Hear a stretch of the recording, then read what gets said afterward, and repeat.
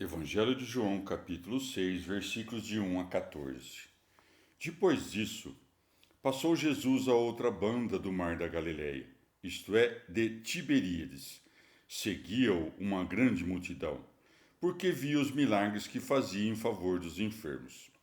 Jesus subiu a um monte e sentou-se ali com seus discípulos. A Páscoa, a festa dos judeus, estava próxima. Jesus então, tendo levantado os olhos e visto que vinha ter com ele uma grande multidão, disse a Filipe: Onde compraremos nós pão para dar de comer a esta gente? Dizia, porém, isso para o experimentar, porque sabia o que havia de fazer. Filipe respondeu-lhe: 200 denários de pão não bastam para que cada um receba um pequeno bocado. Um de seus discípulos, André, Simão de Pedro, disse-lhe: Há aqui um jovem que tem 5 pães de cevada e 2 peixes. Mas que é isto para tanta gente? Jesus, porém, disse: Mandai sentar essa gente. Havia naquele lugar muita erva. Sentaram-se, pois, os homens, em número de cerca de 5.000. Tomou então Jesus os pães e, tendo dado graças, distribuiu-os entre os que estavam recostados, e igualmente dos peixes deu-lhes quanto queriam. Estando saciados, disse a seus discípulos: Recolhei os pedaços que sobejaram, para que nada se perca. Eles os recolheram e encheram 12 cestos de pedaços dos 5 pães de cevada que sobejaram aos que tinham comido. Vendo então aqueles homens o milagre que Jesus fizera, diziam: Este é verdadeiramente o profeta que vem ao mundo. Palavra da salvação. Comentário João 6, de 1 a 14. São João Crisóstomo. Assim como as flechas, quando atingem algo sólido, se desviam com grande ímpeto em todas as direções, mas quando atingem algo mole são detidas e param aí, assim também, quando investimos impetuosamente contra homens insolentes, esses se enfurecem ainda mais, mas se fazermos concessões, facilmente abrandamos a sua insânia. Deste modo, Cristo mitigou a fúria nascida por causa dos seus discursos anteriores, retirando-se para a Galiléia. Não se retirou, porém, ao mesmo lugar de onde tinha subido a Jerusalém. Com efeito, não foi a Caná, na Galiléia, mas à outra margem do mar da Galiléia. Por isso diz o evangelista: depois disso, passou Jesus a outra banda do mar da Galiléia, isto é, de Tiberíades. Embora recebendo uma doutrina tão elevada, somente eram atraídos pelos milagres, porque suas almas eram muito grosseiras. Com efeito, os milagres, como diz São Paulo, não foram dados aos fiéis, mas aos infiéis. Eram, pois, mais sábios aqueles dos quais se diz que ficavam admirados da sua doutrina. Mas por que não diz quando ouviam operar milagres? A razão disso é que este evangelista buscou dedicar a maior parte do seu livro aos discursos do Senhor. Segue. Jesus subiu a um monte, sentou-se ali com os seus discípulos. Subiu ao monte por causa do milagre que iria operar e fez seus discípulos subirem consigo, acusando, desse modo, a multidão que não o seguia. Subiu também ao monte para nos ensinar a descansar do tumulto e da agitação que há no mundo. Com efeito, a solidão é muito útil para a busca da sabedoria. Segue. A Páscoa, a festa dos judeus, estava próxima. Observa como, em um ano inteiro, o evangelista não nos refere quanto aos milagres de Cristo, mais que a cura do paralítico e a do filho do funcionário real. Não buscou mencionar todos os milagres, mas escolheu entre todos alguns poucos e grandiosos.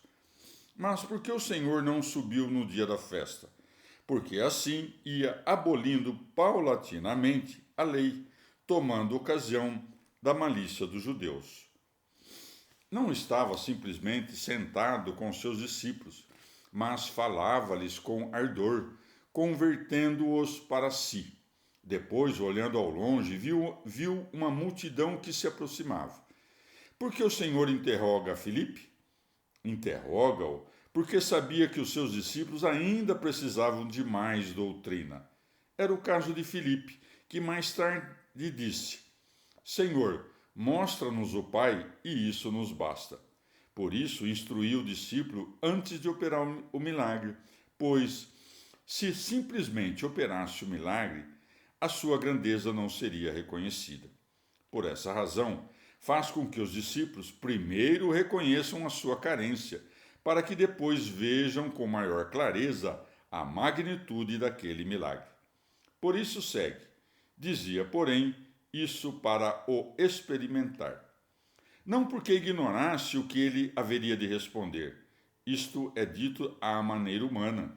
Com efeito, assim como quando é dito, o que perscruta o coração dos homens, Romanos 8, 27. Isso não importa em nenhuma ignorância, mas, ao invés disso, em um conhecimento maximamente certo. Do mesmo modo, quando diz que experimentava Filipe, não exprime senão que Cristo já o conhecia perfeitamente. Além disso, interrogando-o, o Senhor tornava-o em um homem mais provado, levando-lhe a um conhecimento mais certo do milagre que haveria de realizar.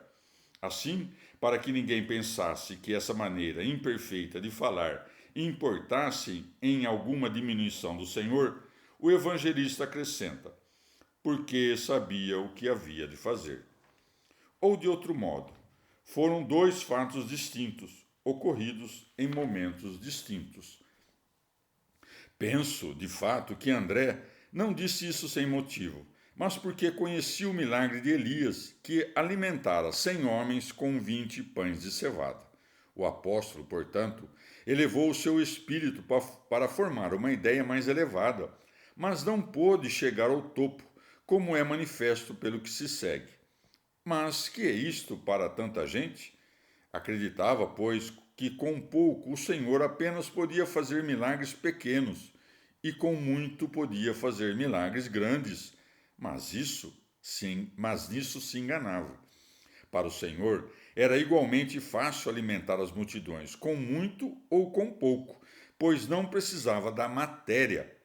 No entanto, para não parecer que as criaturas não estavam sujeitas ao poder da sua sabedoria, usava-as como matéria em seus milagres. Compreendamos aqui, nós que somos dados aos prazeres, o que comiam aqueles homens grandes e admiráveis, quão pouco lhes era servido e quão rude era a sua mesa.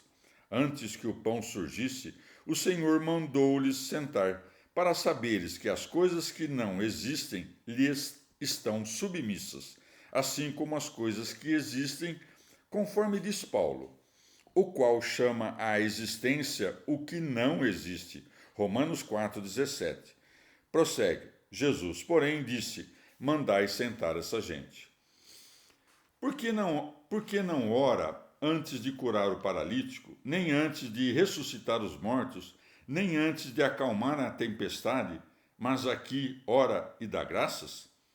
Faz isso para ensinar que devemos dar graças a Deus antes de iniciarmos as refeições, mas também por outra razão. O Senhor ora nas obras menores, para aprenderes que ele não ora por necessidade. Porque se orasse por necessidade, faria isso com muito mais razão nas obras maiores. Como, porém, fazia todas essas coisas por sua própria autoridade, dá a entender que ora aqui para se acomodar ao nosso modo de ser. Além disso, como havia uma multidão presente, era preciso mostrar-lhe que ele viera por vontade de Deus. Por isso, não orava quando fazia algum milagre em segredo, mas orava na presença de muitos, para não pensarem que ele era rival de Deus. Vê aí como é grande a diferença entre o servo e o Senhor. Os profetas, que recebiam uma medida da graça, operavam milagres segundo essa medida. Cristo, porém, que operava com poder absoluto, fazia todas as coisas com grande abundância. Por isso segue: estando saciados, disse a seus discípulos: recolhei os pedaços que sobejaram, para que nada se perca. De fato, essa exibição de poder não era sem propósito, mas servia para que ninguém pensasse ter sofrido uma ilusão, razão pela qual também operou o milagre a partir de matéria pré-existente. E por que não deu às multidões os pedaços que tinham sobrado, para que os levassem, mas em vez disso os deu aos discípulos? Porque queria instruir, sobretudo, os que haveriam de ser os mestres de toda a terra. Quanto a mim, não me admiro apenas da grande quantidade de pães que foi produzida, mas também da exatidão dos pedaços que sobejaram. Não fez sobejarem nem mais nem menos, mas tantos quantos queria, a saber, 12 cestos, segundo o número dos apóstolos. Ao dizerem que vem ao mundo, dão a conhecer que esperavam um profeta extraordinário. Por isso, quando dizem, este é verdadeiramente o profeta, põem o artigo definido para mostrar que eles distinguia dos demais profetas.